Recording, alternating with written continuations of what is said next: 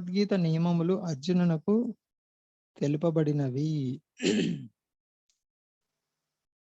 అర్జునుడే కాక ఉన్నతులైన వారందరూ ఈ ఉపదేశమును గ్రహించుటకు అర్హులై ఉన్నారు. రెండును రెండిచే కలిపినచో 4 అగుట ప్రాథమిక మరియు ఉన్నత గణితముల రెండింటి యందును సత్యమే. అయినను ప్రాథమిక ఉన్నత గణితములందు వ్యత్యాసమున్నది. అదే విధముగా భగవానుడు అవతరించిన ప్రతిసారియు అవే ధర్మ నియమములు ఉపదేశించబడినను పరిస్థితుల ప్రకారము అవి ప్రాథమికములు మరియు ఉన్నతములని 2 విధములుగా ఉండును.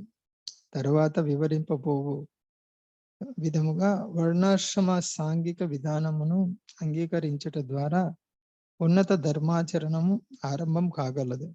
అనగా సర్వత్రా కృష్ణ భక్తి భావనమును జాగృతం చేయుటయే సర్వావతారముల ముఖ్య ప్రయోజనమై ఉన్నది. అట్టి భావనము పరిస్థితులను అనుసరించి కొన్నిసార్లు వ్యక్తమై మరి కొన్నిసార్లు అవ్యక్తముగా నిలిచి ఉండును. హరే కృష్ణ. చెప్పండి.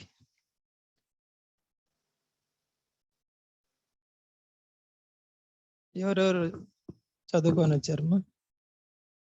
చదువుకొని వచ్చిన వాళ్ళు ఒకటి 2 2 3 4 5 6 7. మీరు చదువుకొని రాలేదా భాగవతం? సరే అమ్మా, సరే చెప్పండి. హరే కృష్ణ.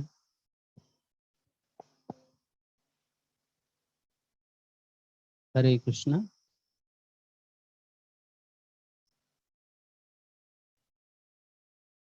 ఈ పారాగ్రాఫ్ లో మామూలుగా భౌతిక జగత్తులోకి జీవుడు వచ్చిన తర్వాత మళ్ళీ తిరిగి భగవద్ధామం చేరేదానికి కావలసిన 4 ఆశ్రమాలు, వాటిలో అవి ఆచరిస్తూ తిరిగి భగవద్ధామం చేరడానికి కావలసిన సర్వాన్ని ఆ దేవదేవుడు భగవద్గీత భాగవతం యందు ఇచ్చారు. కాకపోతే వాటిని ఆచరించాలంటే గురువు ద్వారా తెలుసుకొని ఆచరించడం వలన వాటి ప్రయోజనం మనకు సిద్ధిస్తుంది. ఇక్కడ ఒక చిన్న ఉదాహరణ ఇచ్చాడు, 2 రెళ్ళు 4 అని. ఇది ప్రాథమికంగా చూస్తే గణితంలో సర్వులకు ఒకే విధంగా ఉంటుంది. కాకపోతే ఇప్పుడు మనం చదివే క్లాసులోనే తీసుకున్నాం అనుకోండి, 10th క్లాస్కు ఒక గణితం ఉంటుంది, డిగ్రీలో ఒక గణితం ఉంటుంది. అట్లా చదువు పెరిగే కొద్దీ గణితంలో హెచ్చుతగ్గులు ఉంటాయి అన్నమాట. ఆ విధంగా ఉండడము, గణితం అంతా ఒకటే, కాకపోతే వారి స్థాయిని బట్టి హెచ్చుతగ్గులు అనేవి కనిపిస్తూ ఉంటాయి. అదే పై చదువులు చదివేవానికి 10th క్లాస్కు పిల్లవానికి ఆ చదువు ఆ గణితం చెప్తే అర్థం చేసుకోలేరు. అదేవిధంగా ఈ తమో గుణంలో ఉన్న వాళ్ళు, రజోగుణంలో ఉన్న వారికి అత్యధికమైన ఉన్నతమైన ఈ ఆత్మజ్ఞానం చెప్పడం వలన వారికి అర్థం కాదనమాట. అలా ఉన్నప్పుడు వారిని ఉన్నతమైన స్థితికి తీసుకువెళ్ళడానికి ఈ ఆశ్రమాలు ఉన్నాయన్నమాట. ఈ ఆశ్రమాలలో ఒక్కొక్క దాన్ని ఆచరిస్తూ ఆ విధంగా వెళ్ళడం వలన ఆ ఉన్నతమైన జ్ఞానాన్ని అర్థం చేసుకోగలిగిన స్థాయికి వారు వస్తారు.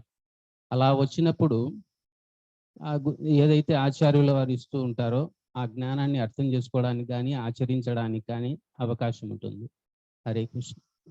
మీరు ఒకటి చెప్పండి.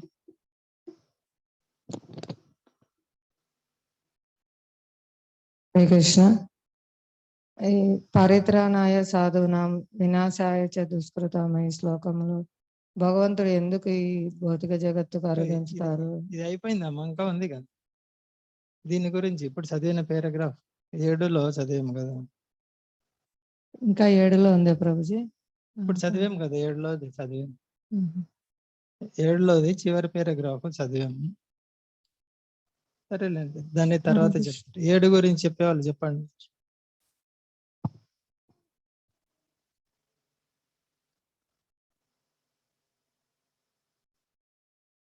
హరే కృష్ణ హరే కృష్ణ కృష్ణ కృష్ణ.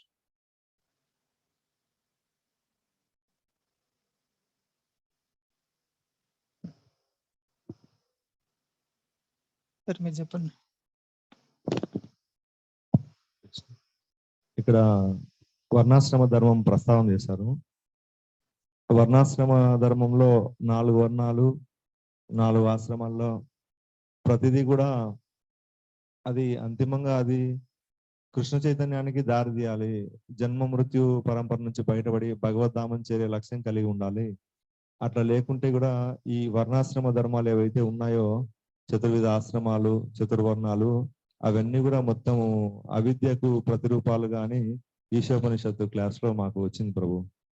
వర్ణాశ్రమ ధర్మంలో అన్ని వర్గాల వారు కూడా వాళ్ళ అంతిమ లక్ష్యము కృష్ణుని వైపు నడిపించే విధంగా వాళ్ళ కార్యకలాపాలన్నీ ఉండాలి. లేకుంటే కనుక అది పూర్తి అజ్ఞానం అవుతుంది, అది భౌతికం అయిపోతుంది, అది ధర్మం కాదని చెప్పేసి అక్కడ చెప్పబడింది.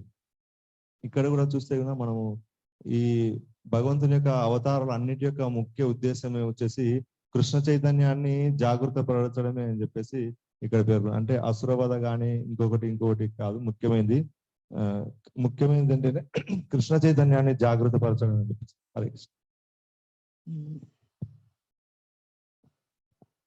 భాగవతంలో వస్తుంది కదా, వర్ణాశ్రమాచరవత పుంసాం సంసిద్ధి హరితోషణం. వర్ణాశ్రమము హరి సంతృప్తి చెందాలి, అదే వర్ణాశ్రమ లక్ష్యం. ఒకవేళ హరి సంతృప్తి చెందలేదు, వర్ణాశ్రమం ఉంటే దాన్ని ఆసురి వర్ణాశ్రమం అంటారు. అసుర వర్ణాశ్రమం. అసుర అంటే ఏమి అర్థం? అసుర అంటే నిర్వచనం. అసుర అంటే ఇంద్రియ భోగం, స్వీయ ఇంద్రియ భోగం, ఎప్పుడు నేనే భోగించాలి నేను, ఇది అసుర. దైవీ వర్ణాశ్రమం విష్ణు సంసిద్ధి హరితోషణం. తోషణం అంటే సంతృప్తి, హరిని సంతృప్తి పరిచేది దైవీ వర్ణాశ్రమం. హరి సంతృప్తి లేదంటే అసుర వర్ణాశ్రమం అంటారు.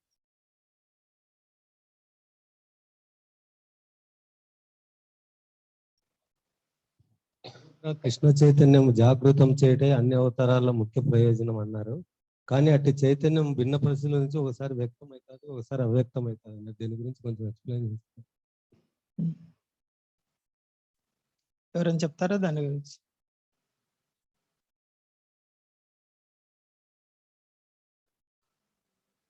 ఏమి సర్వావతారాల లక్ష్యం ఏంటి? జాగృతం చేయాలి. సరే, ఇప్పుడు మీ పిల్లవాడు ఎంబీబీఎస్ లేదా ఎంబీబీఎస్ కావాలి. లక్ష్యం ఏంటి? ఎంబీబీఎస్ కావాలి. ఆ అబ్బాయి 1వ తరగతిలో ఏబిసిడీలు నేర్చుకుంటాడా, నేర్చుకోడా? కానీ అక్కడ వ్యక్తం అవుతుందా ఎంబీబీఎస్ సిలబస్ ఏమన్నా? కానీ లక్ష్యం అయితే ఏంటి? ఎంబీబీఎస్. 3వ తరగతికి వచ్చాడు, వాక్యాలు చదువుతున్నాడు, సెంటెన్స్. అక్కడ కూడా లక్ష్యం ఏంటి? ఎంబీబీఎస్. కానీ ఎంబీబీఎస్ అక్కడ వ్యక్తమైందా? ఎంబీబీఎస్ అని చెప్తారు ఎవరైనా? చెప్పరు. అబ్బాయి సీటు కొట్టే వరకు ఎంబీబీఎస్ అని ఎవరు చెప్పారు. దగ్గరకు వచ్చినప్పుడు ఇంకా అబ్బాయి డాక్టర్ కాబోతున్నాడు, అప్పుడు చెప్తారు. అంటే ముందు లక్ష్యము ఉన్నప్పటికీ వ్యక్తమైతే కాలేదు అక్కడ. ఆ కోణంలో చూడొచ్చు. ఇక్కడ ఇప్పుడు మహమ్మద్ ప్రవక్త వచ్చారు, యేసుక్రీస్తు వచ్చారు, గురునానక్ వచ్చారు. అక్కడ ఏంటి? సంసిద్ధి హరితోషణం, హరిని సంతృప్తి పరచడమే. ఎవరు వచ్చినా, మహమ్మద్ ప్రవక్త కానీ యేసుక్రీస్తు కానీ ఎవరైనా. కానీ అక్కడ ప్రకటమైందా? ప్రత్యక్షంగా మహమ్మద్ ప్రవక్త చెప్పిన దాంట్లో ప్రత్యక్షంగా ఉందా? పరోక్షంగా ఉంది. యేసుక్రీస్తు చెప్పిన దాంట్లో పరోక్షంగా ఉంది. నివురు గప్పిన నిప్పులాగా ఉంది. లక్ష్యం అయితే అదే వాళ్ళది. అయితే అది చైతన్య మహాప్రభు చాందకాజీతో ఖురాన్ గురించి చర్చిస్తారు. దాంట్లోంచి చూపిస్తారు శుద్ధ భక్తి ఉంది దీంట్లో కూడా, అయితే నిక్షిప్తంగా ఉందని బయటకు తీస్తారు దాన్ని ప్రభుపాద్ చెప్పారు. ఖురాను, బైబిల్ అన్నిట్లోనూ శుద్ధ భక్తి గురించి ఉంది, కానీ దానికి మంచి నిపుణుడైన ఆచార్య కావాలి బయటికి తీయడానికి. అలా కాదు, భగవద్గీతలో తేట తెల్లముగా స్పష్టంగా తెలుస్తూ ఉంటుంది.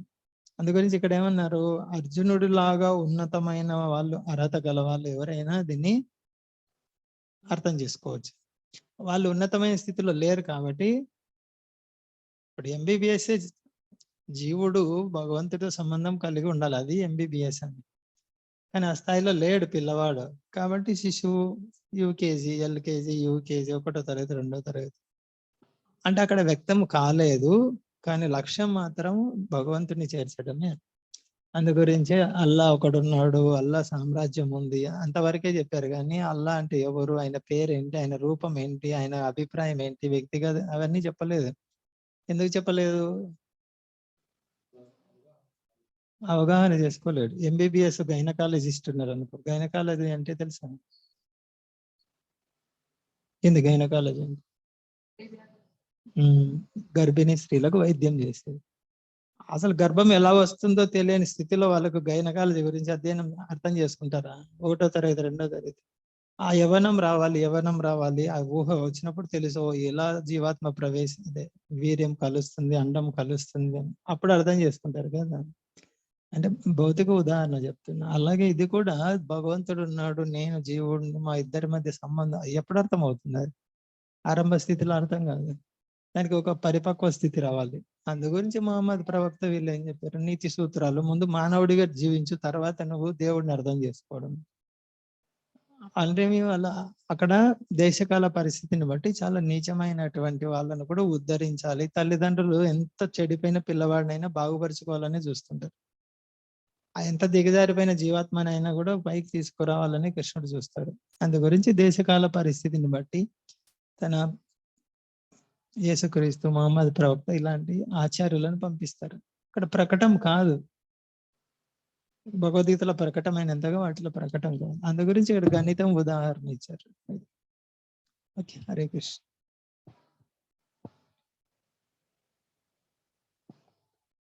హరే కృష్ణ ప్రభుజీ, హరే కృష్ణ మాతాజీ, దండోత్తనామాలు అందరికీ. ఇక్కడ కృష్ణ చైతన్యం అన్ని అవతారంలోనే జాగ్రత్త పరచడమే అని చెప్పేసి ముఖ్యోద్దేశము అని చెప్పేసి ఉంది. అయితే కృష్ణుడి యొక్క అన్ని అవతారాలు తీసుకుంటే కొన్ని అవతారాలు మనం ఎగ్జాంపుల్ తీసుకోవచ్చు. ఇక్కడ ఒకటి బుద్ధ అవతారం ఉంది. బుద్ధ అవతారంలో మనం చూసుకుంటే అక్కడ కృష్ణ చైతన్యం అనేది చాలా నిగూఢంగా ఉంది, కానీ అక్కడ ఉద్ధరింపజేసేది ప్రతి జీవిని కూడా కృష్ణ చైతన్యం వైపే అనమాట. ఎలా అంటే అప్పటికి బుద్ధ అవతారం యొక్క కాన్సెప్ట్ ఏంటంటే అహింస పరమ ధర్మ అని చెప్పేసి చెప్తారు. అంటే అప్పుడు జంతు బలులు ఇవన్నీ కూడా ఎక్కువగా ఉండినాయి అనమాట. సో అవన్నిటినీ కూడా కొద్ది వరకు తగ్గించాలి, ఈ మానవుని ముందు అహింస వైపు నడిపించాలి అన్నటువంటి ఒక ముఖ్య ఉద్దేశంతో బుద్ధ అవతారం రావడం జరిగింది. అంటే ఈ బుద్ధ అవతారంలో అహింస వైపు ఒక్కటే కాకుండా ఇంకా ముందుకు వెళ్ళాలంటే జీవుడు ఫస్ట్ కరుణ అనేది ఉండాలన్నమాట ప్రతి జీవి పట్ల. అది నేర్పించడం వచ్చేసి మనకు వైష్ణవులను చూస్తే ప్రతి ఒక్క జీవి పట్ల కరుణ ఉండాలి అనేటువంటిది ఒక సిద్ధాంతం ఉంది మనకి. తనకన్నా తన అంటే పరదుఃఖ దుఃఖి అంటారు కదా, అలాగా వైష్ణవుడి యొక్క లక్షణంలో అదొక లక్షణం, ప్రథమ లక్షణం. సో ఆ విధమైన లక్షణం రావాలంటే ముందు జీవుడికి మానవుడికి ఫస్ట్ ఈ అహింస అనేది అలవాటు కావాలని చెప్పేసి ఆ ఒక ఉద్దేశంతో ఇక్కడ చాలా నిగూఢంగా కృష్ణ చైతన్యం అనేది ఉంది. అది అక్కడ కృష్ణ చైతన్యం వ్యక్తం అవ్వదు, కనబడదు మనకు వాస్తవంగా, కానీ అక్కడ బుద్ధ భగవానుడి ద్వారా ఆ విధంగా మనకు ఆ చర్యల ద్వారా మనం వ్యక్తం అవుతుంది, అర్థం చేసుకోవచ్చు. మళ్ళీ కృష్ణుడు వచ్చేటప్పటికి కృష్ణలీల ద్వారా కృష్ణుడిని స్మరించుకోవడం పూర్తిగా సంపూర్ణమైనటువంటి జ్ఞానం మనకి భగవద్గీత ద్వారా అందింది. ఇక్కడ భగవద్గీత ద్వారా వ్యక్తం అవుతుంది భగవంతుని యొక్క లీలలు, అలాగే మన కృష్ణ చైతన్యాన్ని ఏ విధంగా జాగ్రత్త పరచుకోవాలని. అదే బుద్ధ భగవానుడి దగ్గర అయితే మనకు కృష్ణ చైతన్యం స్పష్టంగా అనేది అర్థం అవ్వలేదు, ఎందుకంటే అక్కడ చాలా నిగూఢంగా ఉంది. ఆ విధంగా ఒక్కొక్కసారి ఒక్కొక్క అవతారంలో ఒక్కొక్క విధానం ఎందుకు వస్తుందంటే పూర్తి అన్ని అవతారాల యొక్క ముఖ్య ఉద్దేశము కృష్ణ చైతన్యాన్ని జాగృతపరచడమే. అయితే ఆ స్థితిని బట్టి, ఆ జీవుల యొక్క పరిస్థితులు బట్టి అక్కడ వాళ్ళు తమో గుణంతో ఉన్నారా లేకపోతే ఏ గుణంలో ఉన్నారన్న దాన్ని బట్టి ప్రధానంగా భగవంతుడు అవతారం తీసుకొని ఆ యొక్క అవతార ఉద్దేశాన్ని ఆ విధంగా కృష్ణ చైతన్యంలోకి తీసుకురావడానికి క్రమేతి ప్రయత్నం చేయడమే ఈ యొక్క ముఖ్య ఉద్దేశం. ఒక స్థితి నుంచి ఇంకొక స్థితికి రావడానికి క్రమంగా తీసుకెళ్లడమే మనకు ఇక్కడ మనకు అర్థం చేసుకోవచ్చు. ఒక్కొక్క అవతారంలో ఒక్కొక్క విధంగా ఉంటుంది. అయితే అన్ని అవతారాలకు ముఖ్య ఉద్దేశం కృష్ణ చైతన్యాన్ని ప్రతి ఒక్క జీవుడికి పరిచయం చేయడం, అందులో తీసుకెళ్ళకపోవడం. హరే కృష్ణ. హరే కృష్ణ. ఇంకెవరైనా చెప్తారా?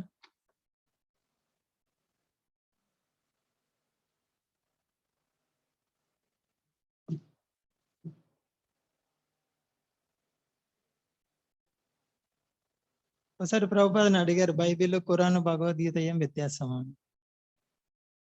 ఏం చెప్పారు ప్రభుపాద?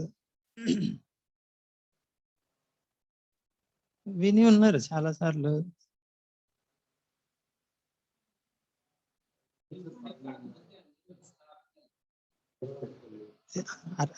అది కనిష్ట స్థాయి అంటేనే కోపం వస్తుంది వాళ్ళకి. అలా చెప్పలేదు సమాధానం. వాస్తవం అదే, కానీ ఆ పదం వాడకుండా ప్రభుపాద ఎవరిని ఎట్లా సంతృప్తి పరచాలో బాగా డిక్షనరీ ఉదాహరణ ఇచ్చారు. చిన్న పిల్లల డిక్షనరీ ఉంటుంది, పెద్దవాళ్ళ రెండు డిక్షనరీలే. దాంట్లో వివరాలు ఎక్కువ ఉంటాయి, దీంట్లో కొంచెం తక్కువ ఉంటాయి. రెండు డిక్షనరీలే. అట్లయితే భగవద్గీతలో వివరాలు ఎక్కువ ఉన్నాయి, దీంట్లో కొంచెం తక్కువ ఉన్నాయి. రెండు ఒకటే, అన్ని ఒకటే.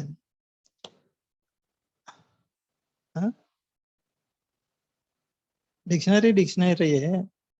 అదే పిల్లాడు పెద్దది వాడతాడు, కొంచెం పెద్దది అయిన తర్వాత. ప్రస్తుతం చిన్న డిక్షనరీ వాడుతున్నాడు, కారణం వివరాలు తక్కువ ఉన్నాయి, దీంట్లో వివరాలు ఎక్కువ ఉన్నాయి. వివరాలు ఎక్కువ ఉంటే చాలా సులభం అర్థం చేసుకోవడం. ఎక్కువ తక్కువ అని వాడితేనే వాళ్ళకి ఇంకో అది కోపం వస్తుంది అన్నమాట. ఆశయ బయటపడుతుంది. చూడు, మాది తక్కువ అంటున్నారే. ఓకే, 8వ శ్లోకం. పరిత్రాణాయ సాధూనాం పరిత్రాణాయ వినాశాయ చ దుష్కృతాం ధర్మ సంస్థాపనార్థాయ సంభవామి యుగే యుగే సంభవామి. ఓకే, ముందు శ్లోకంలోది భారత అంటే అర్థం చెప్తారు ఎవరైనా?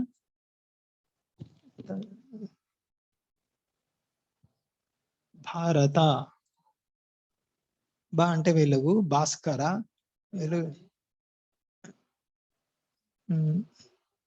రతులు అంటే ఏంటి?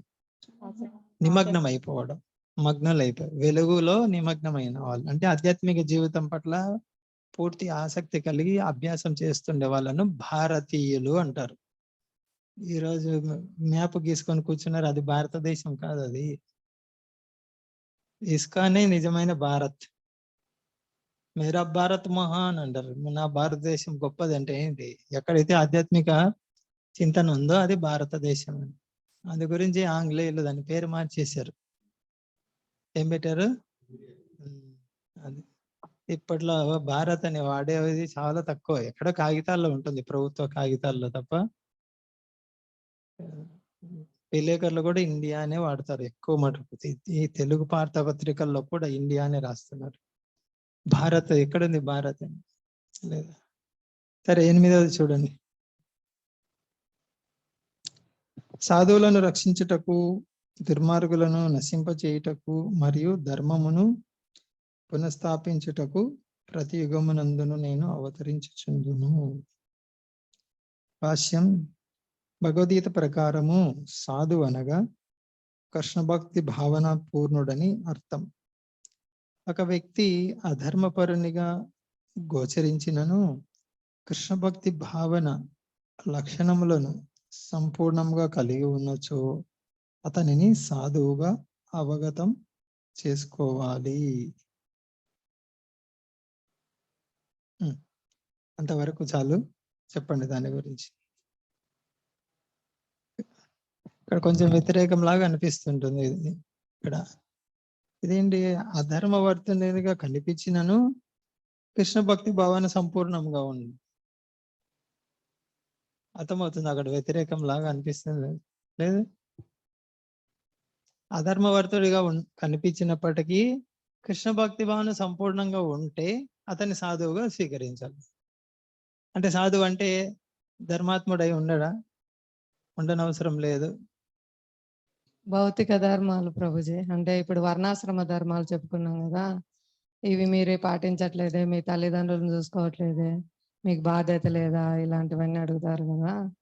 అప్పుడు మన నిత్య ధర్మము వైపు వెళ్ళినప్పుడు భగవంతుడు సేవకులుగా సమస్త జీవులు నా ఆత్మ బంధువులు, అందరి ఉద్ధరణ కోసము, అందరికీ సేవ చేయడం కోసం వాళ్ళ బాధ్యత విస్తరిస్తుంది అనమాట. వాళ్ళు ఉన్నతమైన బాధ్యతను స్వీకరిస్తారు. కానీ అది భౌతికానికి చూడడానికి నిత్య ధర్మం అంటే ఉన్నతమైన ధర్మం తెలియదు కాబట్టి, సామాన్య ధర్మంలో మీరు అధర్మవర్తనులే, అన్ని వదిలిపెట్టిపోయినారు, మీకు బాధ్యత లేదా, ఇలాంటివి అడుగుతారు. ఉమ్. పరశురామ ప్రభువుని మనం ఎగ్జాంపుల్ గా తీసుకోవచ్చు ప్రభుజీ. ఆ? పరశురామ ప్రభు ఆ, వాస్తవంగా చూడడానికి అందరినీ అందరినీ వధిస్తూ ఉంటాడు, కానీ ఆయన సాధువుగానే పరిగణించవచ్చు, చెప్పచ్చు. అంటే ధర్మరక్షణ కొరకు చేస్తున్నట్టు తెలుసు వాళ్ళు. ఇక్కడ ఏమంటున్నారు, అధర్మవర్తనునిగానే గోచరించినను, సంపూర్ణ కృష్ణ భక్తి భావంలో ఉంటే సాధువు అని ఇంకెవరు చెప్తారు? పరశురాముడిది ప్రత్యక్షంగా తెలుస్తుంది, వాళ్ళు అధర్మానికి పాల్పడ్డారు కాబట్టి చంపుతున్నారు.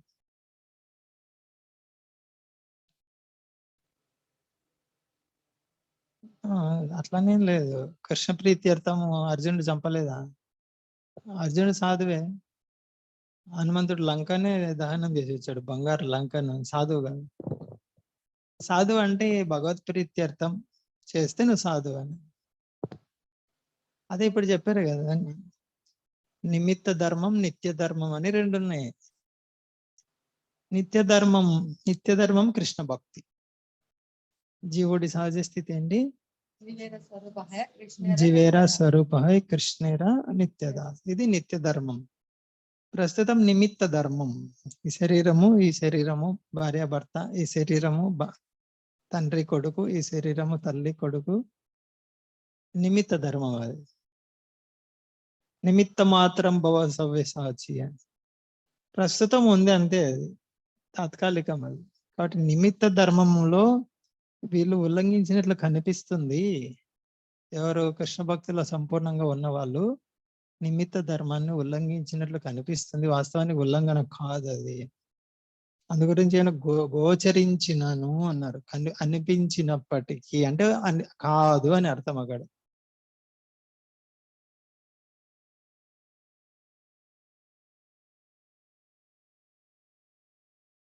హరే కృష్ణ. భగవద్గీతలో కూడా శ్లోకం ఉంది కదా ప్రభు, అపి చేత్సు దురాచారో భజతే మామనన్యవ సాధురేవ సమంతవ్య సమ్యక్ వ్యవస్థితో హి సహా. అవును. దాంట్లో కూడా ఇదే అర్థమే వస్తుంది. విశేష దురాచారం అంటే అక్కడ కొంచెం తేడా వస్తుంది. అక్కడ ఏంటంటే దురలవాట్లకు లోన్ అయ్యాడు, కానీ పశ్చాత్తాప భావంతో నా భక్తిలో ఉన్నాడు. ఇక్కడ ఏమంటున్నారు, అతన్ని చేసేది అధర్మంగా కనిపిస్తుంటుంది. తల్లిదండ్రులు వదిలేసి వచ్చావు, ఏం ధర్మం పాటిస్తున్నావు నువ్వు? కానీ ఏం వదిలేసి రాలేదు. చెట్టు వేరుకు నీళ్లు పోస్తే కొమ్మలు రెమ్మలు అన్నిటికీ నీరు పోసినట్టే. చిన్న కుటుంబం నుంచి పెద్ద కుటుంబ బాధ్యతకు వస్తారు. అయితే ఇక్కడ వదిలేసినట్లు కనిపిస్తుంది. అయితే ఇంకొకటి కూడా ఉంది అక్కడ ఏంటి, కృష్ణ భక్తిలో చెట్టు వేరుకు నీళ్లు వస్తున్నావు, కొమ్మలు రెమ్మలకు నీళ్లు రావాలంటే కొమ్మలు రెమ్మలు ఆకులు అంటి పెట్టుకొని ఉండాలి చెట్టుకి. అంటి పెట్టుకొని ఉంటే నీళ్లు వచ్చేది. కాబట్టి ఇప్పుడు ఏంటి, జీవాత్మల్ని కృష్ణుడికి సంబంధంలో తీసుకురావాలి. అప్పుడు ఏమవుతుంది, మనకు కృష్ణుడు చేసే సేవ ద్వారా వాళ్ళకు కూడా ప్రయోజనం ఉంటుంది. మనం చేసే సేవ ద్వారా వాళ్ళే అంటే ఆకే ఉంది, ఆకు కింద రాలిపోయింది అనుకో, నువ్వు వేరుకు నీళ్లు పోస్తున్నావు, సంబంధం లేదు అక్కడ. అందు గురించి ప్రచారం చేసి మీరు చెయ్యండి, మీరు కృష్ణుని గుర్తించండి, అంత మటుకు చేయండి చాలు, మీరు సంతోషంగా ఉంటారు.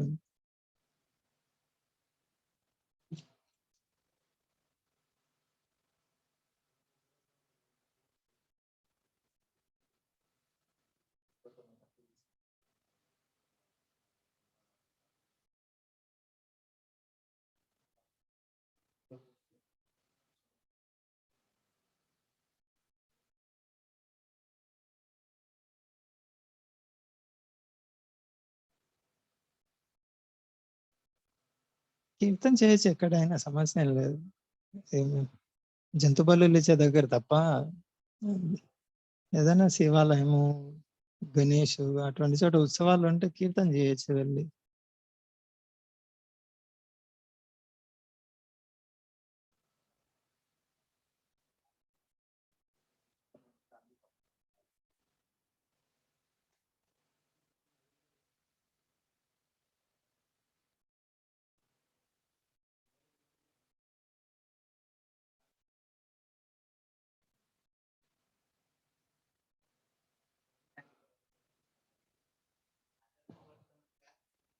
గోచరించినను అంటేనా ఒక చిన్న ఎగ్జాంపుల్, మీరు వేరే అనుకోవద్దు.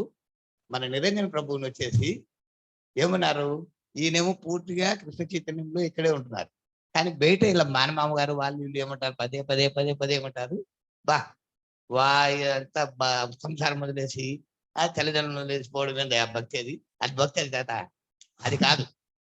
అక్కడ మనకు బాగా అధర్మవర్తనుగా కాదా అనేది గోచరిస్తుంది. వాళ్ళకేమో ఈయన అధర్మవర్తుడుగా కనిపిస్తున్నాడు, కానీ పూర్తి స్థాయిలో కృష్ణ చైతన్యము, కృష్ణుని లక్షణాలు, కృష్ణుని చైతన్యపరచాలా, కృష్ణ చైతన్యమే ముఖ్య ఉద్దేశంగా తిరుగుతున్నాడు ఈయన. తద్వారా వాళ్ళ తల్లిదండ్రులు ఉద్ధరించబడతారు, ఇవన్నీ జరుగుతాయి. అది అక్కడ అర్థం అని నేను భావిస్తున్నాను. భౌతికంలో ప్రతి ఒక్కరికి మన ఇస్కాన్లో తిరిగే వాళ్ళ గురించి అదే భావనలే అనుకుంటారు, అంటారు, కానీ జరిగేదేమో వాస్తవము గమనించగలరు. వాస్తవంగా ఇతను పోయే బాట పద్ధతి మాత్రం అసలు అంతిమ లక్ష్యం చేరుకునేదే, అదే ముఖ్యమైనది. అది నా భావన. ఇందులో పొరపాటు ఉంటేనా క్షమించండి. మంచి ఉదాహరణ. శబరీష్ ప్రభు అదృష్టవంతులు ప్రభు, మీలాంటి తల్లిదండ్రులు దొరకడం. ఆయన బాగా ప్రచారం చేయడానికి మీ సహకారం, మీ ప్రోత్సాహం ఎప్పటికీ ఉంటుందని ఆశిస్తున్నాం. హరే కృష్ణ. నా భౌతికంగా ఉన్న వాళ్ళు కూడా ఎవరు చూసుకుంటున్నారు తల్లిదండ్రుల్ని? చూసుకోరు, అసలు వాళ్ళ గురించి ఆలోచించరు కూడా. భక్తులు వదిలేసినట్లు కనిపిస్తుంది, కానీ ఖచ్చితంగా వాళ్ళకి ప్రయోజనం ఉంటుంది. అదేంది, కనిష్ట స్థాయిలో భక్తి చేసినా కూడా కనీసం 3 తరాలు ఉద్ధరించబడతాయంట. ఇంకా మధ్యమ స్థాయికి వస్తే ఇంకెక్కువ తరాలు, ఉత్తమ స్థాయికి వస్తే ఇంకా ఇంకా ఎక్కువ తరాలు ఉద్ధరించబడతాయి. కనిష్ట స్థాయిలో భక్తుడికి 3 తరాలు ఉద్ధరించబడతాయండి. వాళ్ళ అమ్మ నాన్నే కాదు, వాళ్ళ పైన ఇంకా 2 తరాలు. వాళ్ళు చూసేది ఏంటి, శరీరానికి అన్నం పెట్టలేదు, అది నువ్వు పెడుతున్నావా? పెట్టలేదు. మీ అమ్మ టాబ్లెట్ తినాల్సి వస్తే మీ అమ్మ నోట్లోనే వేస్తావు, కానీ నువ్వు వేసుకుంటావా? ఇంకా ఏం చూసుకుంటున్నావు నువ్వు దగ్గరుండి? సరేలే, మా అమ్మ మా నాయన మా ఇంట్లోనే ఉన్నారు అనుకున్నప్పటికీ ఏం చూసుకుంటున్నావు నువ్వు? జీవాత్మను ఉద్ధరించేది అది అసలైన ధర్మం, నిత్య ధర్మం. అట్లాంటి ఏంటి, సార్వభౌమ భట్టాచార్య వాళ్ళ ఇంట్లో వాళ్ళ అల్లుడు ఎవరు, అమోఘ, చైతన్య మహాప్రభు నిందించారు. సార్వభౌమ భట్టాచార్య భార్య ధర్మపత్ని ఏమనింది ఆమె, నా కూతురు విధవగా, నా కూతురు ఇప్పుడే, మరి ఇదేం ధర్మం ఇది, ఆ కూతురు విధవరాలు అయిపోవాలి ఇప్పుడే, ఏ తల్లెన్న కోరుకుంటుందా? మరి ఆ సార్వభౌమ భట్టాచార్య భార్య నిత్య ధర్మం, అది నైమిత్తిక ధర్మం, నిమిత్త ధర్మం. నిమిత్తం ఇప్పుడు ఏదో అల్లుడుగా వచ్చాడు, ఈ కూతురుగా వచ్చింది కాదు. జీవాత్మ చైతన్యం ఆ ప్రభు సేవకుడు. అది వినడానికే భయంకరంగా ఉంటుంది. తల్లి ఏ తల్లైనా కోరుకుంటుందా అని, నా కూతురు విధవరాలు కావాలి, ఏ తండ్రి అయినా కోరుకుంటాడా? హరే కృష్ణ. ఇప్పట్లో కోరుకుంటారేమో, కానీ అప్పుడున్న పరిస్థితుల్లో వైదిక సంస్కృతి ఎంత చక్కగా, ఇప్పట్లో అంత లేదులే. ఇప్పట్లో ఎవరంత జంతువులాగా, కూతురు లేదు, అల్లుడు లేదు. ఓకే, చెప్పండి.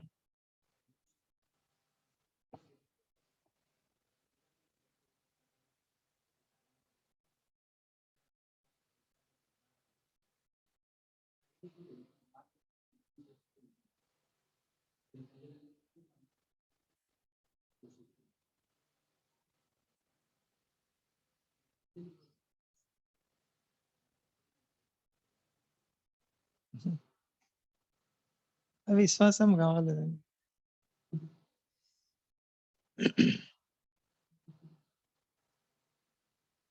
ఓకే, హరే కృష్ణ. ఓకే, ఇప్పటి వరకు సాధువు గురించి చెప్పారు. తర్వాత కృష్ణ భక్తి భావనను లెక్క చేయని వారి దుష్కృతులు అనబడుదురు. అట్టి దుష్కృతులు లౌకిక విద్య పారంగతులైనను మూడులుగాను మరియు నరాధములుగాను వర్ణించబడ్డారు. కానీ కృష్ణ భక్తి యందు 100% మగ్నమైన వాడు విద్యావంతుడు లేదా నాగరికుడు కాకపోయినను సాధువుగా అంగీకరించబడును. రావణ కంసులను వధించిన విధముగా నాస్తికులను, ఓకే అంతటితో ఆపేస్తుంది. తర్వాత ఇక్కడ 2 అంశాలు వచ్చాయి. దుష్కృత దుర్మార్గుల గురించి, తర్వాత విద్యావంతుల గురించి, అవిద్యావంతుల గురించి, సాధువు, 4 అంశాలు వచ్చాయి ఇక్కడ. దుష్కృతులు, విద్యావంతులు, అవిద్యావంతులు, తర్వాత సాధువు అంటే కృష్ణ భక్తులు. చెప్పండి దీని గురించి.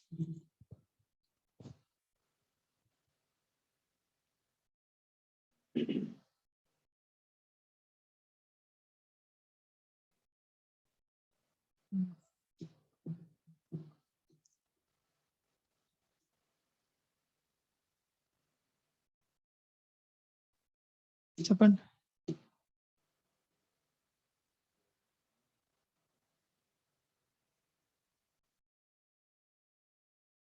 హరే కృష్ణ ప్రభు. ఇక్కడ దుష్కృతుల గురించి శ్రీల ప్రభుపాదుల వారు లెక్చర్ లో చెప్పిన పాయింట్ ఉంది. ఒక వ్యక్తి చక్కని విద్యావంతుడు అయి ఉండొచ్చు, ధనవంతుడు అయి ఉండొచ్చు, అతను చక్కని లక్షణాలను కలిగి ఉండొచ్చు. కానీ అతను చట్ట వ్యతిరేకమైన కార్యకలాపాలకు అతను పాల్పడుతున్నట్లయితే అతనికి ఉన్న అర్హతలన్నీ కూడా వ్యర్థం అవుతాయి.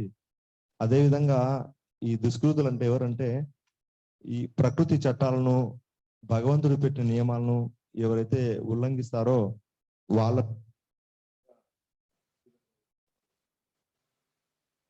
విద్యా పారంగతులను, హరే కృష్ణ, అవి ప్రకృతి నియమాలను, ఈ భగవంతుని యొక్క చట్టాలను ఎవరైతే ఉల్లంఘిస్తా ఉంటారో వాళ్ళందరినీ దుష్కృతులుగా చెప్పారు. ఒక్క ముక్కలో చెప్పాలంటే కృష్ణ చైతన్యం కలిగి లేని వాళ్ళందరూ కూడా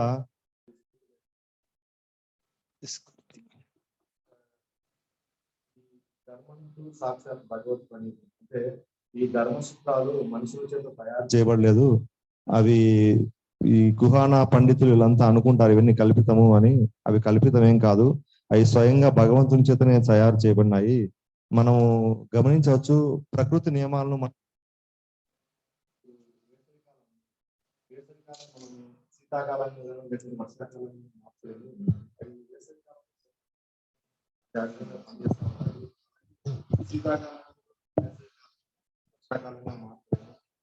సూర్యుడు ఉదాహరణ వెళ్తాడు.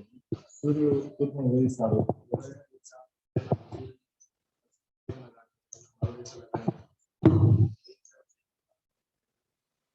ప్రకృతి చట్టాలను అభివృద్ధించిన వ్యక్తులు ఉన్నారు. ఈ శాస్త్రవేత్తలు అన్ని పరిశోధన చేస్తూ ఉన్నారు ప్రకృతి గురించి, ఉపగ్రహాలను పంపించండి. కానీ దానికి నియమంగా ఒకరు ఏర్పాటు చేసిన వ్యవస్థలు, ప్రకృతిలో చట్టాలు కానీ ఈ నియమాలను రూపొందించాలి గుర్తించారు. అందు గురించి దృష్టికి ఎవరైనా ఆ దృష్టిలకు తెలుస్తారని చెప్పి చెప్పారు. మరి ఎవరు ఈ చట్టాలు, భగవద్గీత చట్టాలు, ప్రకృతి యొక్క నియమాలు ఏమి రూపొందించాలంటే స్వయంగా భగవద్గీతలో కృష్ణుడు చెప్తున్నాడు. ఇది మయాధ్యక్షుని ఇది కృష్ణుడు స్వయంగా చెప్తాడు. నా చేతులు ప్రకృతి చట్టాలు నా డిపార్ట్మెంట్ నేను జరుగుతున్నాయని చెప్పి. మీరు చెప్పండి. హరే కృష్ణ ప్రభు. ఇది మామూలుగా బయట నాకు జరిగినది అన్నమాట. ముస్లింస్ సంబంధించిన దాన్ని కదా మీరు తీసుకోవాల్సింది. ఎందుకు భగవద్గీత అని ఇస్కాన్ పోతున్నారు? మనం చేయాల్సింది ఇది, అది కాదు చేయాల్సింది. రేపదన ఏదైనా చేయాలా, పెళ్ళిళ్ళు అవి చేయాలంటే ఎట్లా చేస్తారు మీరు? అమ్మాయి ఎందుకు ఉంది కదా అని అడిగినారు. అప్పుడు నేను చెప్పినా అనమాట, అంటే మద్రసాలో వదిలిపెట్టాలి కదా పిల్లలని, ఎందుకు అక్కడ ఇస్కాన్లో వదిలిపెట్టినారని ప్రశ్న వేసినారు. అప్పుడు నేను చెప్పినా అనమాట, మద్రసా అంటే సంస్కృతం నుంచి వచ్చినదే, మీరు మద్రసా అనేది పూర్తిగా చదివింటే మీకు అర్థమైండేది, అది కూడా మీరు సరిగ్గా చదవలేదు కాబట్టి మీకు అర్థం కావట్లేదు. ఇంకోటి ఏంటంటే మద్రసా చెప్పడానికి ఒక మాతాజీ వస్తుంది అనమాట అక్కడికి. వచ్చినప్పుడు వెళ్తారు వీళ్ళందరూ, అక్కడికి వెళ్తే అన్ని అదే మన ఈ మాటలే మాట్లాడతారు, బయట ఏం మాట్లాడతారో అవే మాట్లాడతారు. ఒకరు కానీ వాళ్ళు చెప్పేది వినరు అనమాట. మరి ఏం శిక్షణ ఉంది ఇక్కడ? శిక్షణ సరిగ్గా లేదు కాబట్టి, అక్కడ శిక్షణ ఉంది కాబట్టి అక్కడికి తీసుకెళ్ళాను అని చెప్పినా అనమాట. ఇంకొకరు ఏమన్నారంటే, ఎందుకు మీరు బొట్టు పెట్టుకుంటారని. అంటే మాకు నామం ఉంది, ఇంకా అది పెట్టుకోలేదు, అది పెట్టుకుంటే ఇంకా మీరందరూ వీధిలో అంటే మొత్తం అంతా అదే కదా భగత్ సింగ్ అంటే మొత్తం 5 వీధులు వాళ్ళే ఉండేది. ఎవరో మహా అంటే ఒక చాలా తక్కువ తెలుగు వాళ్ళు, మొత్తం చుట్టూ అంతా వాళ్ళే ఉండేది అని చెప్పినా అనమాట. చెప్పింటే మళ్ళీ వాళ్ళు చాలా ప్రశ్నలు వేసినారు, కానీ ఏ ప్రశ్న కూడా నేను తగ్గలేదు అనమాట. అన్నిటికీ వాళ్ళు తగినట్టే సమాధానం చెప్పిన. ఇంకా మా పెద్ద అబ్బాయి కూడా, కావాలంటే మీరు యూట్యూబ్ కొట్టుకొని చూసుకోండి, సంస్కృతంలో నుంచి పుట్టినదే మద్రసా కూడా, మూలం అయితే ఒకటే విష్ణువే అని మా అబ్బాయి కూడా నాకు బాగా సహాయం చేసినాడు. పెద్ద అబ్బాయి అంటే పెద్ద అబ్బాయి భగవద్గీత చదివినాడు, ఖురాన్ చదివినాడు, అది కూడా చదివినాం. ఏది బైబిల్ మొత్తం 3 నేను చెప్పిన 2 దాటిపోయిన తర్వాత భగవద్గీత పోయింది మా పెద్ద అబ్బాయి. కావాలంటే చూసుకోండి, ఎటొచ్చి చివరికి వచ్చాకల్లా మూలం వచ్చి విష్ణువే వస్తాడు అని చెప్పిన. మదరసా అంటారా? మదరసా అంటే పాఠశాల, అరబీ పదమేమో మదరస్. ఇంకెవరు చెప్తారు?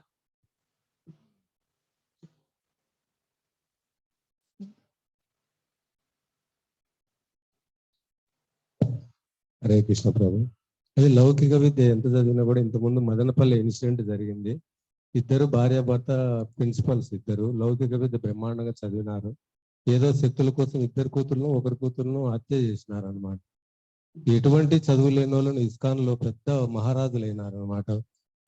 రాధానాథ స్వామి కూడా స్కూల్ 10th క్లాస్ చదివినారు, ఏం చదివినారు. ఈ రోజు కొన్ని కోట్ల మందిని ఆరాధిస్తున్నారు.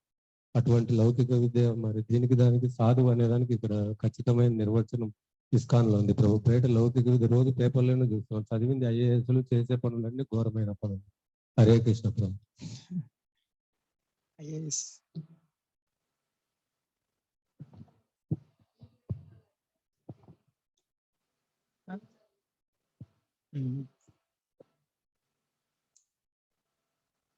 అదే విమానం దిగుతూనే చెక్ చేస్తారు కదా అందరినీ. ప్రభుపాద అక్కడ చెప్పారు, ప్రొఫెసర్ను కూడా చెక్ చేస్తారు అక్కడ. అంటే నువ్వు చదివిన చదువు ఒక పైసాకు పనికిరాదు, నిన్ను విశ్వసించరు అంటే అలాంటి చదువు చదివావు కాబట్టి నిన్ను చెక్ చేస్తున్నారు. సూటు బూట్ వేసుకొని ఉన్న నిన్ను ఎందుకు చెక్ చేస్తున్నారు? అంత జెంటిల్మెన్ లాగా ఉన్నావు కదా, ఎందుకు చెక్కింగ్ ద్వారా రావాలి? నువ్వు చదివింది అట్లాంటి చదువు, అందు గురించి నిన్ను విశ్వసించట్లేదు. ఎలా చెప్పారు చూడు, నువ్వు జెంటిల్మెన్. ఏం జెంటిల్మెన్ నువ్వు?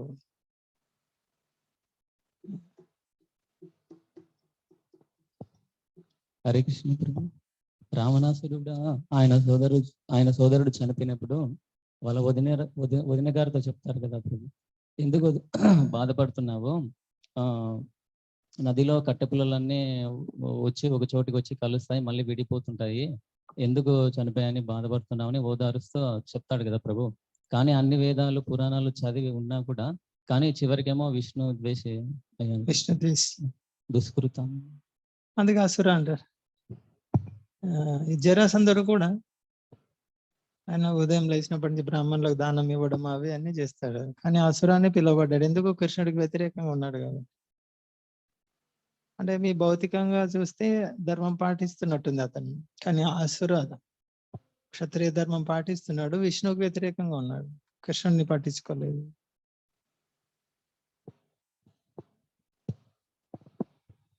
కంసుని గురించి ప్రభు, యుద్ధానికి వీళ్ళు పోతారు, ముగ్గురు పోతారు ప్రభు, అర్జునుడు, కృష్ణుడు, భీముడు. వెళ్ళినప్పుడు అతను చూస్తానే అతను మారు వేషాల్లో పోయింటారు, బ్రాహ్మణుల వేషాల్లో పోయింటారు. బ్రాహ్మణులు ఏది అడిగినా ఇస్తారన్నమాట, అతను కాదనకుండా. మీతో యుద్ధం చేయాలని కోరుకుంటాడు. మీ పోయిన ముగ్గురు మాలలో ఎవరు కావాలన్నా మీరు ఎన్నిక చేసుకోవచ్చు, మీతో యుద్ధం చేయాలనుకుంటున్నామని అడుగుతారు. అలా అతనితో భీముడు 18 రోజులు యుద్ధం చేస్తాడు. ఆ 18 రోజులు 5 గంటలు అవుతూనే అతిథి ఇంట్లో ఉంటే ఏ విధంగా గౌరవిస్తారో అలా చాలా జాగ్రత్తగా చూసుకుంటాడు. మళ్ళా యుద్ధంలోకి ఎంటర్ అయితేనే శత్రుత్వం. భౌతికమైన ఈ ధర్మాన్ని చాలా ధర్మంగా పాటించారు. మళ్ళీ చూస్తే కృష్ణుని మీదకి 17 సార్లు యుద్ధానికి వచ్చారు. అందుకు అసురయ్యాడు. Okay. Hare Krishna. Hare Krishna. Last week Thursday class లో చెప్పినారు, ఎక్కడ భక్తులందరూ నగర సంకీర్తన చేసుకుంటూ వెళ్తుంటే హోటల్లో ఒక వ్యక్తి వాళ్ళని ప్రతిరోజు దర్శించుకుంటూ ఉంటారంట. అంటే ఎక్కడో నేను కూడా వెళ్ళాలనే ఆసక్తి అప్పుడు ఏర్పడుతుందంట ప్రభు. అప్పుడు ఒకసారి ఆ విధంగానే ఇస్కాన్ లో చేరి ఇప్పుడు భక్తుడైనారనమాట ఆయన. అప్పుడు అంటే మామూలుగా హోటల్లో ఉన్న వాళ్ళకి దాదాపుగా చదువు ఉండదు, కానీ ఇప్పుడు ఆ భక్తుడు ఎన్నో సెంటర్లను కూడా నడిపిస్తున్నాడు అనమాట. అంటే భౌతికమైన విద్యతో సంబంధం లేదు భక్తికి అనేది చూసుకోవచ్చు. గుజరాత్ లో ఆయన కోసం హెలికాప్టర్ కూడా తీయాలని ఆలోచిస్తున్నారు. అన్ని సెంటర్లు చూసుకుంటూ 22 సెంటర్లు చూసుకుంటున్నారు. పండిత్ ఇక్కడే మహారాష్ట్రలో నాసిక్ ఇస్కాన్ లో కూడా ఆయన మామూలుగా ఏదో చిన్న పనికని వచ్చారు, చెప్పుల స్టాండ్ లో పని చేయడానికని. ఈరోజు ఆయన బ్రహ్మచారి అయిపోయారు. ఎంత చక్కగా ఉపన్యాసం ఇస్తారు, ఆయన వంట చేస్తే ఇంకా తీసుకోవాలి, అంత అమృతం లాగా ఉంటుంది. ఆయన నృత్యం చేసేటప్పుడు కూడా పూర్తి నిమగ్నం అయిపోతారు. పాడేటప్పుడు, నృత్యం చేసేటప్పుడు, వంట చేసేటప్పుడు, ఉపన్యాసం ఇచ్చేటప్పుడు. వచ్చింది చిన్న చెప్పుల స్టాండ్ లో నిలబడి చెప్పులు తీసుకొని ఆ చిన్న పని కోసం ఏదో కొంచెం జీతం లాగా ఇస్తారు, దానికోసం వచ్చారు. విద్యా పారంగతులు అదేంది కదా, నిత్యానంద ప్రభుతో సంబంధం లేకుంటే నీ విద్య ఒక పైసాకు పనికిరాదండి. నితాయి నా బోలిలేముకి విద్యాకులే ఖీ కౌరి బేతార్. నిత్యానంద అని ఎవరి నోట్లో రాలేదో వాళ్ళ విద్య, వాళ్ళ చదువు అన్ని, వాళ్ళ ఉన్నతమైన కులంలో జన్మ ఏం ఉపయోగము? సే పశు బడా దురాచార్. వాడు పెద్ద జంతువుతో సమానము, చిన్న జంతువు కాదు, పెద్ద జంతువుతో సమానము. ఏది చదువు ఉంది, మంచి విద్య, మంచి కులంలో జన్మ అన్ని ఉన్నాయి, కానీ నిత్యానంద ప్రభు అంటే తెలియదు. నువ్వు పెద్ద జంతువుతో సమానం నువ్వు, పెద్ద జంతువు. ఇంకోటి శిల భక్తి ఠాకూర్ కూడా అది ఈ విద్యను చూసుకొని బాగా గర్వపడ్డాను. వృద్ధాప్యం వచ్చింది, ఆ విద్య నేను చదువుకున్న సర్టిఫికేట్లన్నీ గోడ పైన కనిపిస్తున్నాయి. ఇంతకుముందు సర్టిఫికేట్లు ఫ్రేమ్ చేసి పెట్టుకునే వాళ్ళు కదా, ఇప్పుడు లేదులే. ఫ్రేమ్ చేసి పెట్టుకునే వాళ్ళు, అదంతా అది చూస్తుంటే నా గుండెల్లో రంపం వస్తుంది. అది ఏంది ఇంత సమయం వృధా చేసుకున్నదా ఈ ముక్క కోసం, ఈ కాగితం ముక్క కోసం అని. ఏదైతే విద్య అనుకున్నానో అదంతా అవిద్య, అజ్ఞానం అని ఇప్పుడు అర్థమవుతుంది. దాంట్లో శక్తి లేదు, సారం లేదు, హీనం, సారహీనం అది. ఇప్పుడు ఆలోచిస్తున్నాను, వృద్ధాప్యంలో జీవితం అంతా వృధా చేసుకున్నాను దానికోసం. ఆ 4 లైన్లు ఏదో ఎవడో రాసిచ్చాడు, ఆ రాసిచ్చినోడు కూడా మూర్ఖుడే. నీకు సర్టిఫై చేశారు, నేను ఎవరు సర్టిఫై చేసింది? మందు తాగి మాంసం తినేవాడు సర్టిఫికెట్ ఇస్తాడు మనకి, దానికోసము లైన్ లో నిలబడతాం సర్టిఫికెట్ సార్ అని. అదే భక్తులు మందు ఉండదు, మాంసం ఉండదు, వాళ్ళు సర్టిఫికెట్ ఇస్తే మనకు చెల్లదు అని, వాళ్ళు మనకు మనసు ఒప్పుకోదు. వీళ్ళు ఏం విలువ ఉంది, వీళ్ళ దగ్గర ఏం లేదు, వీళ్ళ దగ్గర. కలి ప్రభు. సరే, ఇక్కడ ఏంటి దుర్మార్గం? దుష్కృతులు అండి. దుష్కృత అంటే కార్యం, సంస్కృత దుష్కృత. సంస్కృత అంటే కృత అంటే సంస్కృత, చాలా చక్కటి సంస్కృతి అంటారు కదా. సంస్కృతి లేదు నీకు అంటారు, అంటే కల్చర్ లేదు అంటారు.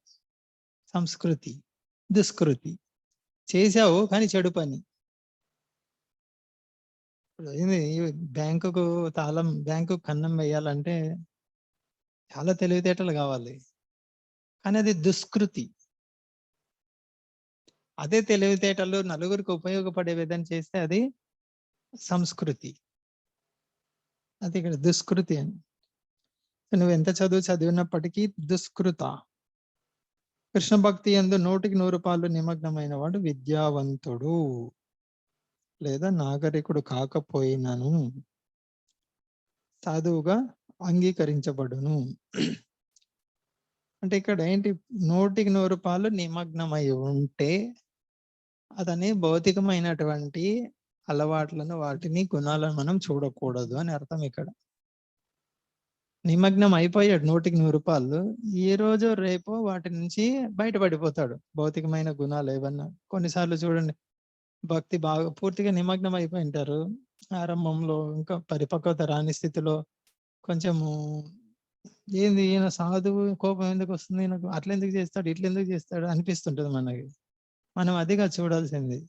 100% నిమగ్నం అయ్యాడా లేదా? అయి ఉన్నాడంటే ఇవన్నీ కూడా ఒకరోజు, అందుకు కృష్ణుడు చెప్పేది సాధువుగానే పరిగణించాలి అతన్ని. ఇప్పుడు మంటలో ఏదైనా మురికి వస్తువుని మంటలో పెట్టారు. మంటలో పెట్టారంటే హామీ ఏంటి, కొన్ని నిమిషాల తర్వాత ఆ మురికి పోతుంది, కొంచెం సమయం పడుతుంది. అలాగే సంకీర్తన అనేటువంటి మంటలో ఎప్పుడైతే పెడతారో కొంచెం సమయం తర్వాత ఆ కలుషితం అంతా పోతుంది, మేలిమి బంగారం బయటపడుతుంది. అది భక్తుడికి 26 లక్షణాలు ఉండాలి కదా. 26 లక్షణాల్లో గుర్తున్నాయా? 1, 2 ఏమన్నా చెప్పండి.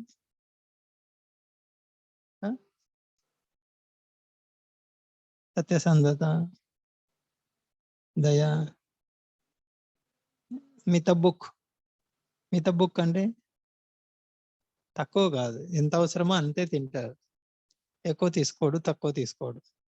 తక్కువ తీసుకున్నా కూడా సాధన చేయలేరు, ఎక్కువ తీసుకున్నా చేయలేరు. మితబుక్ అంటారు. ఇలాంటి కొన్ని 26 ఉన్నాయి. 26లో ఒకటి సంపూర్ణ శరణాగతి. సంపూర్ణ శరణాగతి ఉండి మిగతా 25 కొంచెం లోపించి ఉన్నా అతన్ని సాధువుగానే పరిగణించాలి. మిగతా 25 సంపూర్ణంగా ఉండి కృష్ణుడికి శరణాగతి పొందలేదంటే నువ్వు సాధువు కాదు. చాలా మంది ఉన్నారు యోగులు, ఆహారమే తినరు, పండ్లు పాలే తీసుకొని, కానీ కృష్ణుడు అంటే తెలీదు, కృష్ణుడి పట్ల ఆసక్తి లేదు, భక్తి చేయరు. వాళ్ళు చూడు సత్యమే మాట్లాడతారు, ఆహారము నియంత్రణ ఉంటుంది, ఇంద్రియ నియంత్రణ ఉంటుంది, నిద్ర తగ్గించుకొని అన్ని, కానీ వాళ్ళు భక్తులని పిలువబడరు కదా. అందు గురించి ఇక్కడ ముఖ్యమైన లక్షణం ఏంటి, నీ విద్య కాదు, నీ గుణాలు అవన్నీ తర్వాత, అవన్నీ వచ్చేస్తాయి, అప్రయత్నంగా వస్తాయి. కృష్ణ భక్తి లక్షణం ఏంటి, విష్ణు భక్తి లక్షణం. భగవద్భక్తిలో ఎవరైతే నెలకొంటారో వాళ్ళకి తెలియకుండానే, వాళ్ళు ప్రయత్నం చేయకుండానే దైవీ లక్షణాలన్నీ కూడా ప్రకటం అవుతాయి. 5వ స్కందంలో అనుకుంటా 12వ అధ్యాయము 18వ శ్లోకం. యస్యాస్తి భక్తి భగవత్ అకించన. అయితే ఎలాంటి భక్తి చేస్తే? అకించన భక్తి, ఏ లేశ మాత్రము కూడా కోరిక లేకుండా చేసే భక్తిని అకించన భక్తి అంటారు. అకించన భక్తి. యస్యాస్తి భక్తి భగవతి అకించన సర్వై గుణై తత్ర సమాసతే సుర. సుర అంటే దేవతలు. దేవతల్లో ఉన్నటువంటి మంచి గుణాలన్నీ కూడా అక్కడ సమావేశం అవుతాయంట. ఎవరిలో? అకించన భక్తి చేసేటువంటి భక్తుల్లో. అంటే ఇక్కడ ముఖ్యం ఏంటి, భక్తి చేయడం ముఖ్యం. గుణాలు సంతరించుకోవడానికి ప్రత్యేక ప్రయత్నం చేసే అవసరం లేదు. భక్తిలో నువ్వు నెలకొని ఉంటే, ఎలాగైతే మంటలో పెడితే చాలు, కలుషితాన్ని, ఏదైనా మురికి ఉంది, మురికిని తీసేదానికి ప్రత్యేక ప్రయత్నం చేసే అవసరం లేదు. మంటలో పెట్టావా అయిపోతుంది అది. దానికి రాజవిద్య అనే పుస్తకంలో ఇక్కడ ఉంది. ఒక దొంగ అందరు యాత్రకి వెళ్తుంటే దొంగ కూడా యాత్రకి వెళ్తాడు. దొంగతనం చేసే అలవాటు, ఒకరి మూట తీసి అది రాత్రి అంతా ఏం చేశాడు ఆయన, ఇక్కడ ఇక్కడ ఉదయం లేచి చూస్తే నేనే చేసింది, నాకు ఈ అలవాటు ఉంది అని ఒప్పుకున్నాడు కదా. ఎలా వచ్చింది ఆ లక్షణం? సాధు సాంగత్యంలో వచ్చింది. ఎలాంటి సాధువులు? అకించన, వాళ్ళకి ఏం లేదు, ఏదో చిన్న మూట ముళ్ళ సర్దుకొని వెళ్తున్నారు అని. అలా ఉంటుంది సంపూర్ణ శరణ. నువ్వు ఎప్పుడైతే మంటలోకి వస్తావో, సంకీర్తన అనే మంటలోకి వస్తావో, నీ చెడు లక్షణాలన్నీ అవే వెళ్ళిపోతాయి.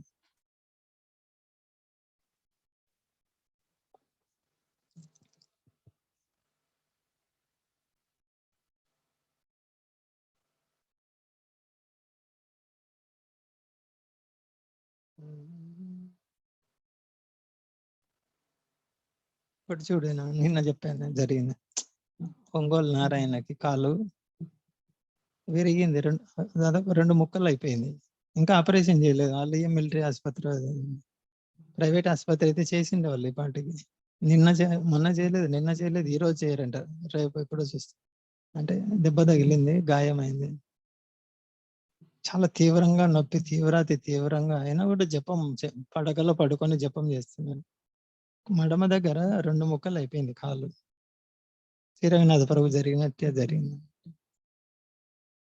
లెక్చర్లు వింటున్నారు, జపం చేస్తున్నారు, అది మాత్రం వదిలిపెట్టలేదు. ఇంకొకటి తెలుసా,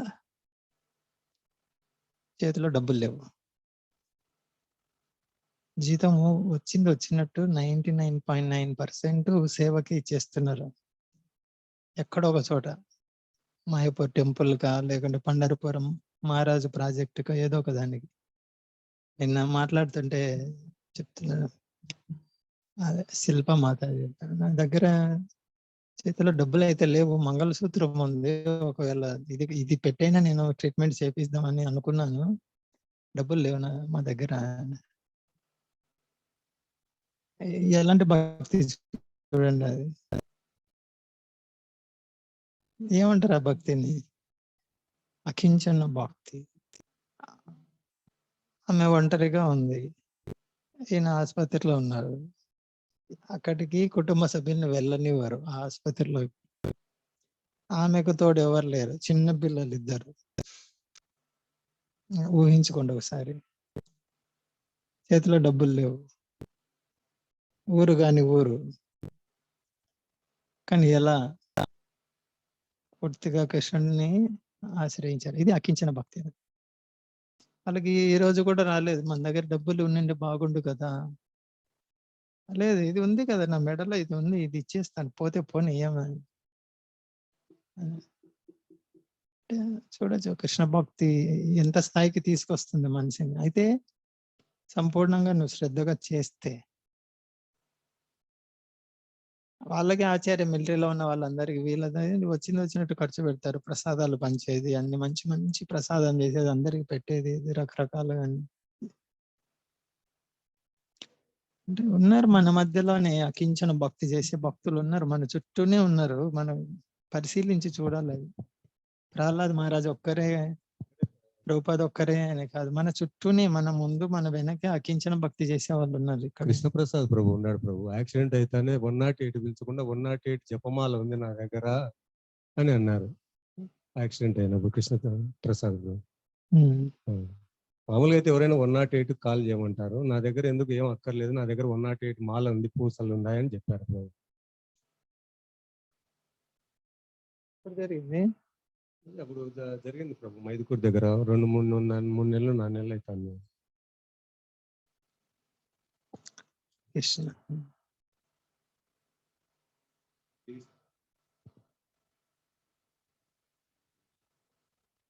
రావణ కంసులను వధించిన రీతి నాస్తికులను నశింపచేయుటకు భగవానుడు స్వయముగా అవతరించవలసిన అవసరమే లేదు. ఎందుకనగా దానవులను సంహరించుటకు యోగ్యులైన ప్రతినిధులు అతనికి చాలా మంది కలరు. ఆయనను దానవులచే పీడించబడు తన శుద్ధ భక్తులను ఆనందింపజేయుట కొరకే అతడు ప్రత్యేకముగా అవతరించను. తన శుద్ధ భక్తులను ఆనందింపజేయుట కొరకే అతడు ప్రత్యేకముగా అవతరించును. దానవ ప్రవృత్తి కలవాడు భక్తుని సదా పీడించుచుండును. పీడించబడేది భక్తుడు స్వజనుడే అయినప్పటికీ అతడు ఆ కార్యమునకు వెనుతీయడు. ప్రహ్లాదుడు హిరణ్యకశిపుని తనయుడు అయినను ఆ దానవుడు ప్రహ్లాదుని చాలా బాధకు గురి చేశాను. కృష్ణుని తల్లి అయిన దేవకి కంసుని సోదరియే అయినను కృష్ణునికి జన్మను ఒసగుచున్నందున ఆమె మరియు వసుదేవుడు ఇరువురును కష్టములకు గురి చేయబడిరి.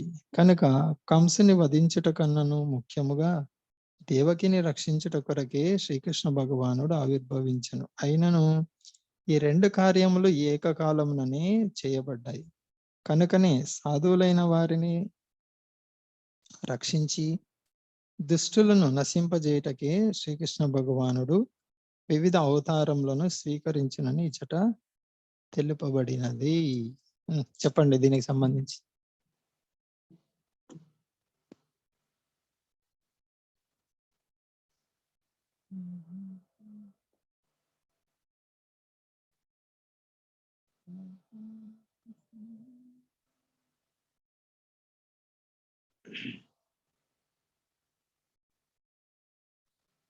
ఎవరైనా రాశారా దీని గురించి?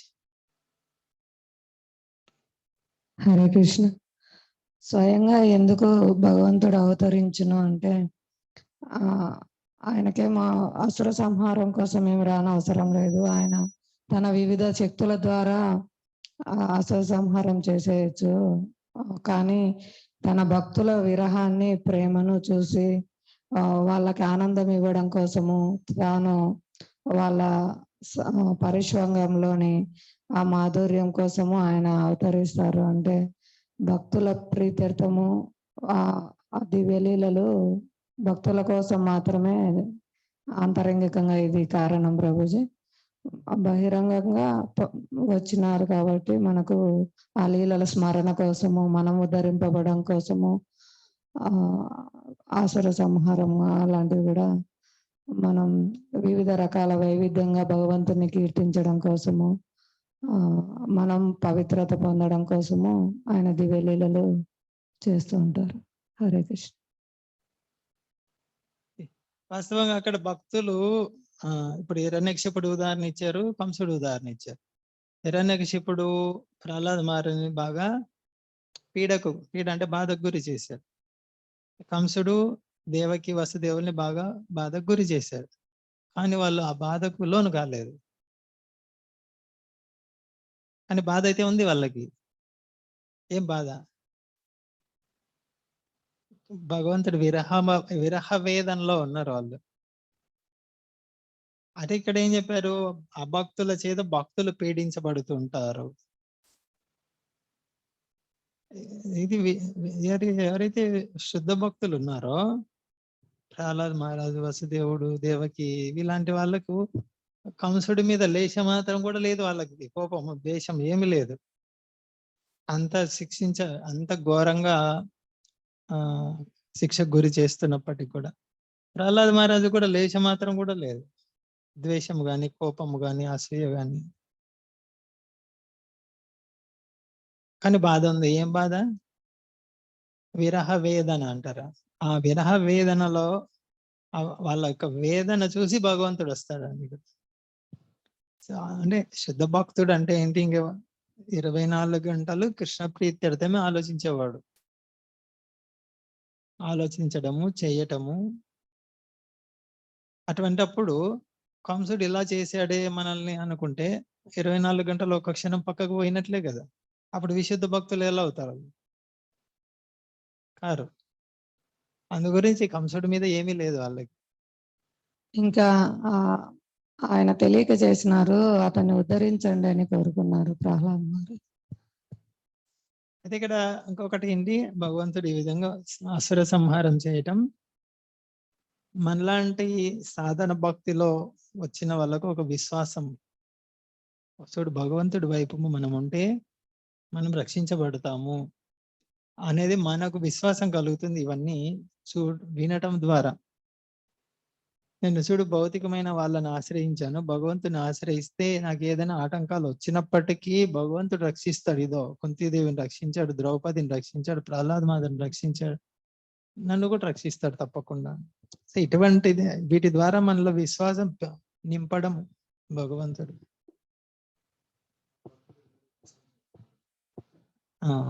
నా భక్తుడు ఎన్నడూ నశించాడు. ఎన్నడూ నశించాడు అంటే నేను వచ్చినప్పుడే అని కాదు, నేను రానప్పుడు కూడా నశించాడు.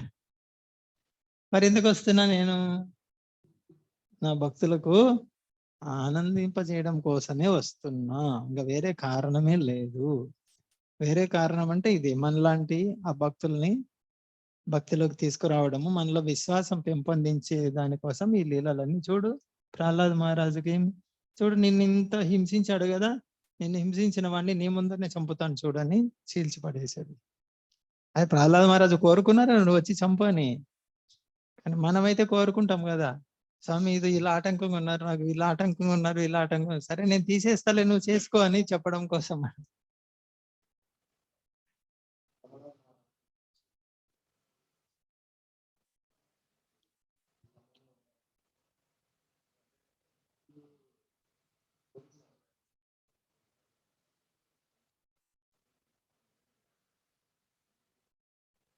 అది కూడా ఉంది.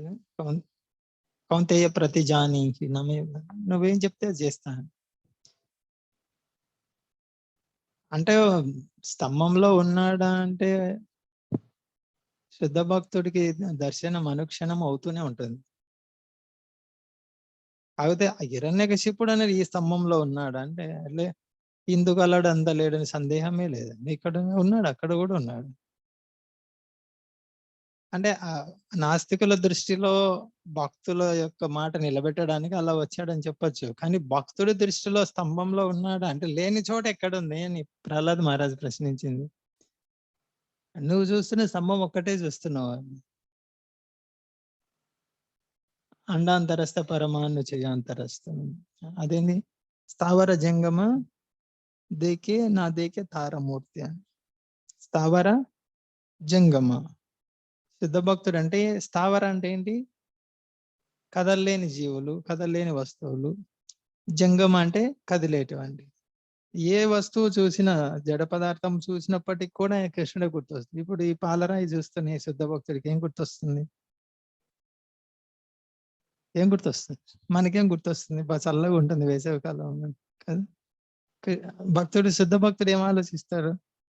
ఇది భగవంతుడు ఇచ్చినటువంటి కొండ నుంచి వచ్చింది ఇది, కాబట్టి భగవంతుడి సేవకే వచ్చింది, చాలా మంచిది ఇది, ఆ కోణంలో ఆలోచిస్తాడు. మనం ఏం ఆలోచిస్తాం? కొంచెం చల్లగా ఉంటుంది వేసవికాలం, దాని మీద కొంచెం విశ్రాంతి తీసుకుంటే బాగుంటుంది మనం ఆలోచిస్తాం. దృష్టి ఎలా ఉంటుంది?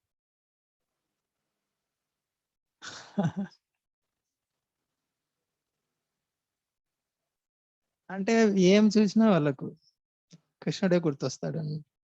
చూడు, మనం బయట ప్రకృతి దృశ్యాలు చూసి చాలా బాగున్నాయి అనుకుంటాం కదా, హిమాలయాలు కానీ ఎక్కడన్నా వసంతకాలం ఉగాది సమయంలో చెట్లు చిగురించిపోయి ఎంత భలే ఉన్నాయి అని, అంతవరకే మనం అనుకునేది.